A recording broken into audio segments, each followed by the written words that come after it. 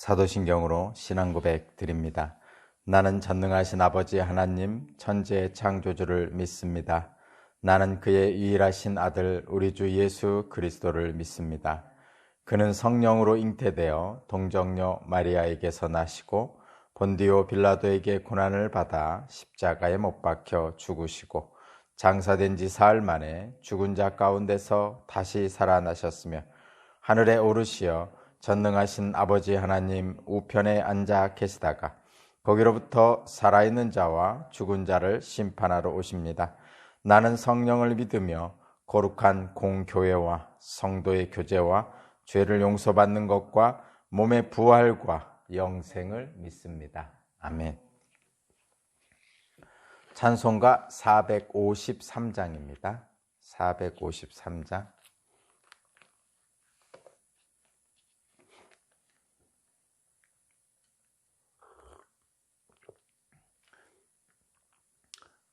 건전지를 바꿔야 되나? 잘 안 되죠. 나도 아까 안 되더라고.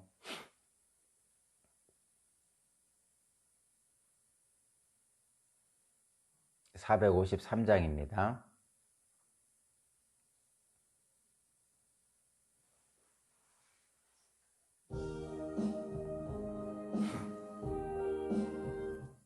(453장입니다)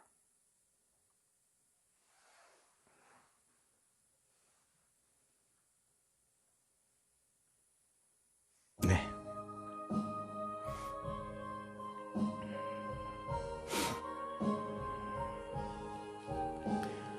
예수 더 알기 원하네.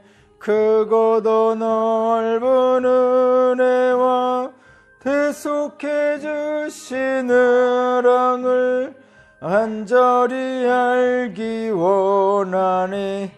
내 평생의 소원, 내 평생의 소원, 대속해 주신 사랑을 간절히 알기 원하네. 성령이 스승되셔서 진리를 가르치시고 거룩한 뜻을 깨달아 예수를 알게 하소서. 내 생명의 소원, 내 평생의 소원, 대속해 주신 사랑을 간절히 알기 원하네. 성령의 감화 받아서 하나님 말씀 배우니 그 말씀 안절안절이 내 맘에 겨운대도다.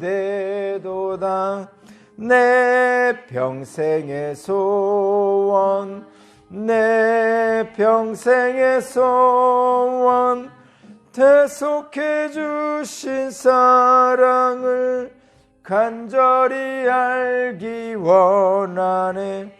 예수가 계신 보좌는 영광에 둘려 있도다.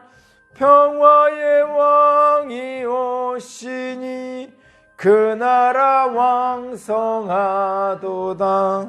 내 평생의 소원, 내 평생의 소원, 대속해 주신 사랑을 간절히 알기 원하네.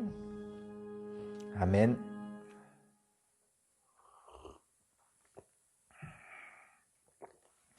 오늘 신 하나님 말씀은 베드로후서 3장 10절에서 18절까지 말씀입니다. 베드로후서 3장 10절에서 18절까지 말씀을 제가 봉독하겠습니다. 그러나 주님의 날은 도둑같이 올 것입니다. 그날에 하늘은 요란한 소리를 내면서 사라지고 원소들은 불에 녹아버리고 땅과 그 안에 있는 모든 일은 드러날 것입니다. 이렇게 모든 것이 녹아버릴 터인데 여러분은 어떠한 사람이 되어야 하겠습니까? 여러분은 거룩한 행실과 경건한 삶 속에서 하나님의 날이 오기를 기다리고 그날을 앞당기도록 하여야 하지 않겠습니까? 그날에 하늘은 불타서 없어지고 원소들은 타서 녹아버릴 것입니다. 그러나 우리는 주님의 약속을 따라 정의가 깃들어 있는 새하늘과 새 땅을 기다리고 있습니다. 사랑하는 여러분, 여러분이 이것을 기다리고 있으니 티도 없고 흠도 없는 사람으로 아무 탈 없이 하나님 앞에 나타날 수 있도록 힘쓰십시오. 그리고 우리 주님의 오래 참으심이 구원을 위한 것이라고 생각하십시오. 그것은 우리의 사랑하는 형제 바울이 자기가 받은 지혜를 따라서 여러분에게 편지한 바와 같습니다. 바울은 모든 편지에서 이런 것을 두고 말하고 있는데 그 가운데는 알기 어려운 것이 덜어 있어서 무식하거나 믿음이 굳세지 못한 사람은 다른 성경을 잘못 해석하듯이 그것을 잘못 해석해서 마침내 스스로 파멸에 이르고 말 것입니다. 그러므로 사랑하는 여러분, 여러분은 이 사실을 미리 알고 불의한 자들의 유혹에 휩쓸려서 자기의 확신을 잃는 일이 없도록 주의하십시오. 우리의 주님이시며 구주이신 그리스도 예수에 대한 지식과 그의 은혜 안에서 자라나십시오. 이제도 영원한 날까지도 영광이 주님께 있기를 빕니다. 아멘.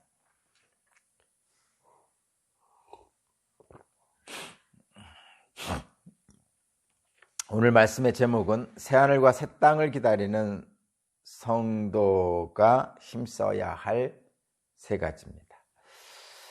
새하늘과 새 땅을 기다리는 성도가 힘써야 할 세 가지. 베드로후서의 마지막 부분이고 베드로의 마지막 당부의 말을 이 마지막 부분에 하고 있습니다. 먼저 주님의 날이 도둑같이 올 것이다 이렇게 말씀하고 있죠. 이 도둑같이 온다는 표현은 제가 설명을 해설을 해드렸습니다. 도둑같이 온다는 것은 알 수 없는 때에 온다 이런 얘기입니다. 그래서 그 때와 시기에 대해서 우리가 알 수가 없다는 것이죠. 때와 시기에 대해서 안다고 하는 사람들이 나오면 그것은 거짓이라는 말입니다. 예수님조차도 모른다고 하신 것을 자기가 안다고 그러면 그것은 여러분을 미혹하기 위한 거짓입니다. 우리가 알지 못하는 때에 주님의 날은 옵니다. 그리고 그 주님의 날은 심판의 날이죠. 뿐만 아니라 그 주님의 날은 새 창조의 날입니다. 그러니까 심판의 날이면서 새 창조의 날입니다. 심판을 받을 자들에게는 심판의 날이고 믿음을 가진 성도들에게는 새 창조의 날입니다. 그래서 저와 여러분들은 믿음을 가지고 있는 사람으로서 그날이 두렵지 않습니다. 이렇게 생각하시면 또 됩니다. 이렇게 생각하셔도 됩니다. 믿음이 없는 사람들에게는 죽는 날이 두려운 날이죠. 그런데 믿음이 있는 저와 여러분들은 죽는 날이 새 창조의 날입니다. 하나님한테 간다 그렇게 표현하죠.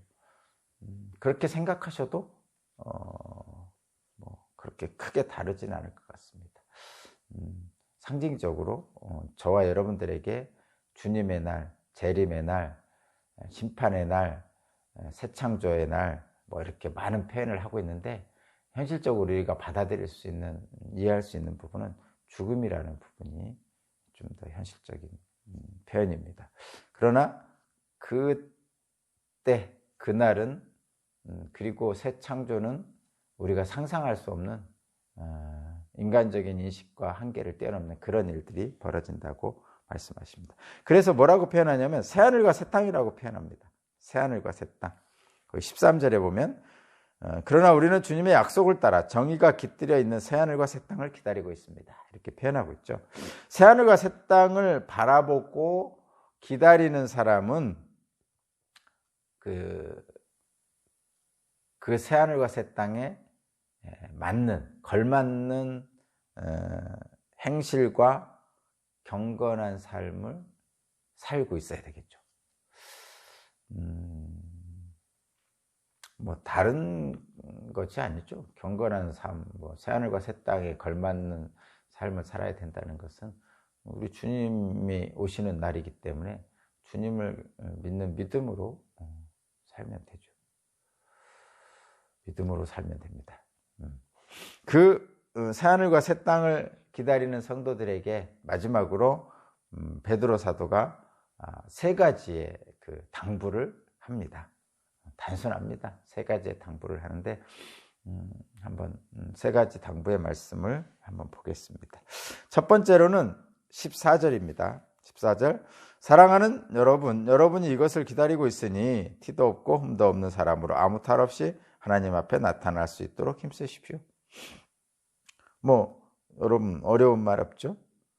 흠없고 거룩한 모습으로 하나님 앞에 설 수 있도록 힘쓰십시오.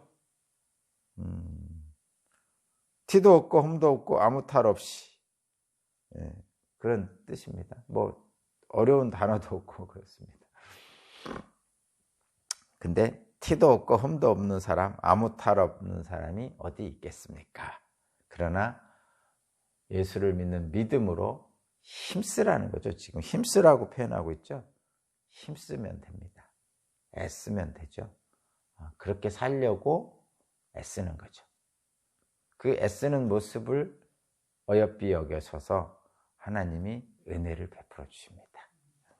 자, 두 번째, 16, 17절입니다. 16, 17절 두 번째. 바울은 모든 편지에서 이런 것들을 두고 말하고 있는데 그 가운데 알기 어려운 것들이 들어있어서 무식하거나 믿음이 굳세지 못한 사람은 다른 성경을 잘못 해석하시지 그것을 잘못 해석해서 마침내 스스로 파멸에 이르고 말 것입니다. 그러므로 사랑하는 여러분, 여러분은 이 사실을 미리 알고 불의한 자들의 유혹에 휩쓸려서 자기의 확신을 잃는 일이 없도록 주의하십시오. 두 번째는 뭐냐면 성경을 제멋대로 해석하는 불의한 자들의 미혹을 조심하라는 거죠. 뭐 어제도 그랬고 그저께도 그렇듯이 거짓 예언자들의 진리에 대한 무지와 왜곡을 조심하라는 얘기입니다. 쉽지 않은 일이죠. 이것도 쉽지 않은 일입니다.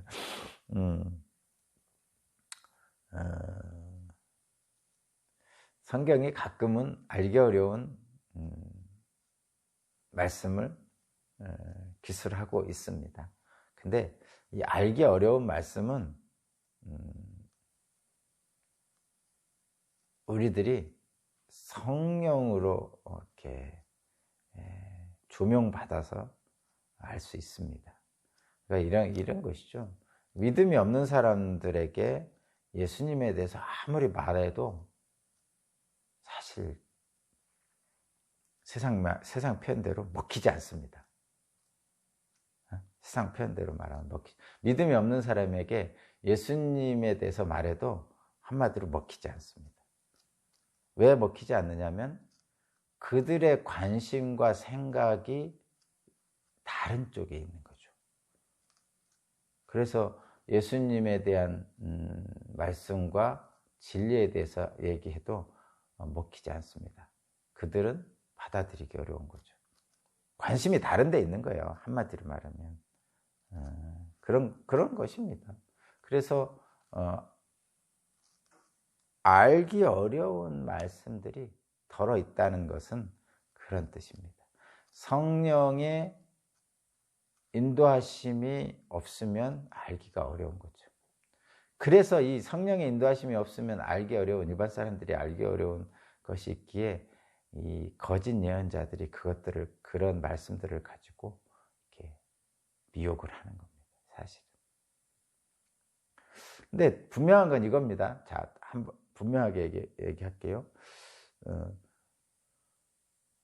어떤 다른 목적을 가지고 말씀을 대하면 그 미혹을 이길 수 없습니다. 거짓 예언자들의 미혹. 왜냐하면 거짓 예언자들은 덜어 알기 어려운 말씀을 가지고 사람들에게 사람들이 원하는 그런 것들을 준다고 미혹하는 거죠. 그렇기 때문에 예수 아닌 다른 것에 관심이 있는 사람이 성경을 잘못 알 수가 있습니다. 그러면서 그 미혹된 것, 그러니까 탐욕에 빠진 자기 자신에게 이 거짓 예언자들이 그 탐욕을 채워준다고 성경을 모호하게 해석하고 왜곡하면서 미혹을 하는 거죠. 결과적으로는 어떻게 그것을 물리칠 수 있냐면 예수님처럼 물리칠 수밖에 없는 거예요. 믿음을 견고히 가지고 있는 예수님이 광야에서 마귀의 유혹을 물리치셨던 것처럼 그 마귀가 누구냐는 상관이 없습니다. 어떤 형태로 나타나는 것도 상관이 없어요. 마귀가 뭐 다양한 형태로 나타나겠죠. 다양한 형태, 뭐 성령을 가장해서, 뭐 엄청난 세상의 권력자로, 또는 세상의 종교적 지도자로, 또는 악마로 뭐 다양하게 나타납니다. 그것이 또 어떤 형상으로 또는 어떤 상징으로 뭐 다양하게 나타나죠. 그래서 그 나타나는 그 마귀의 종류 뭐 이런 거 가지고는 우리가 상대해서 이길 수가 없어요. 예수님도 그렇게 상대하지 않으셨죠. 단순하게 상대하셨죠. 하나님을 대한 견고한 믿음 하나로 하셨습니다. 근데 그 믿음에는 탐욕이 없습니다. 예수님에게. 자기의 육체적 욕망을 해결하려는 것이 없습니다. 첫 번째 시험은 배고플 때 자신의 능력을 사용해서 돌을 떡으로 만들어서 먹으라는 얘기인데 자신의 육체적 욕망을 해결하지 않겠다고 하셨습니다. 두 번째 욕망도 세상 모든 사람들의 추앙을 받는 명예 내지는 뭐 그런 것들이죠. 그런 것들로 자기의 욕망을 채우려고 하지 않으셨습니다. 세 번째도 마찬가지죠. 세상 모든 권세, 권력을 준다는데 자기의 욕망을 채우려고 하지 않습니다. 오직 하나님의 뜻에 합당하게 순종할 뿐이었죠. 그러면 마귀가 대적할 수가 없습니다. 아니, 마귀가 미혹할 수가 없습니다. 그러니까 마귀를 이기는 방법은 자기 자신을 하나님께로 향하는 방법밖에 없습니다. 그 소돔과 고모라, 소돔에서 도망쳐 나오다가 소금 기둥이 된 롯의 아내처럼 세상을 돌아보면 바로 마귀의 미혹에 휩쓸리게 됩니다. 그런데 안 돌아볼 수 있습니까? 롯도 돌아봤잖아요. 새 천사가 소돔을 떠나 산으로 올라가려고 그랬는데 롯은 산으로 가지 않고 산으로 안 가겠다고 하면서 옆에 있는 작은 도시로 가겠다고 그랬습니다. 그러니까 세상을 자꾸 바라보게 돼 있어요. 천사는 산으로 가야 산다고 그랬는데 그 작은 도시로 간다고 자꾸 얘기합니다. 결국은 그 작은 도시도 나중에는 작은 도시에서 나왔죠. 롯이. 그리고 그 작은 도시도 망하죠. 그런 것처럼 인간은 늘 뒤돌아보게 되어 있습니다. 그런데 하나님은 그 늘 뒤돌아보는 저와 여러분을 지켜주시는 거죠. 그래서 돌아오고 또 돌아오고 돌아오고 또 돌아오고 이렇게 하는 겁니다. 그런 일들을 하면 됩니다. 그러니까 불의한 자들의 유혹에 휩쓸려서 자기 확신을 잃는 일, 믿음이 잃는 일들이 없도록 주의하십시오. 이게 두 번째죠. 세 번째는 18절입니다. 우리의 주님이시며 구주이신 그리스도 예수에 대한 지식과 그의 은혜 안에서 자라나십시오. 그렇죠? 그리스도의 은혜와 예수 그리스도를 아는 지식으로 자라나라는 거죠. 계속 그분을 기억하는 겁니다. 올해 마지막 날이죠. 2020년 마지막 날입니다. 올해 한 해 나는 예수 그리스도를 아는 지식으로 얼마나 성장했을까? 얼마나 더 알았을까? 이런 생각을 해봅니다. 이 새벽기도 영상을 보시는 분들 예수 그리스도를 아는 지식으로 얼마나 성장하셨습니까? 어쨌든 저는 성장을 한 것 같아요. 뭐 제가 성장을 하려고 의도하든 안 하든 1년 내내 성경을 보고 또 책도 읽고 해서 많은 지식에는 성장을 했습니다. 한 것 같습니다. 저와 같이 예배 드린 여러분들도 성장했을 것으로 봅니다. 한 걸음 더 주님 앞에 다가갔습니다. 내년에도 그렇게 되기를 바랍니다. 자, 세 가지를, 그러니까 새하늘과 새 땅을 기다리는 성도가 힘써야 할 세 가지에 대해서 베드로 사도가 마지막 당부를 하면서 마칩니다. 다시 한번 확인하면 주님의 날은 우리가 알지 못하는 날이 오는데 그날은 심판의 날이지만 저와 여러분들에게는 새하늘과 새 땅이 있는 창조의 날입니다. 그리고 그날을 위해서 소망하고 기다리는 저와 여러분들은 세 가지를 행해야 된다고 하는데, 첫 번째는 흠없고 거룩한 모습으로 하나님 앞에 설 수 있도록 힘쓰라는 거고, 두 번째는 성경을 제멋대로 해석하는 무법자들의 미혹을 조심하라는 거고, 네 번째는 그리스도를 아는 지식과 은혜에 자라나도록 애쓰라는 겁니다. 자, 저와 여러분에게 하나님의 은혜가 함께 하시길 바랍니다. 기도드리겠습니다. 새하늘과 새 땅을 소망하는 마음으로 새로운 한 해를 맞이하기를 원합니다. 주님을 아는 지식과 은혜 안에서 더 아름답게 자라나게 하옵소서. 감사드리며 예수 그리스도 이름으로 기도합니다.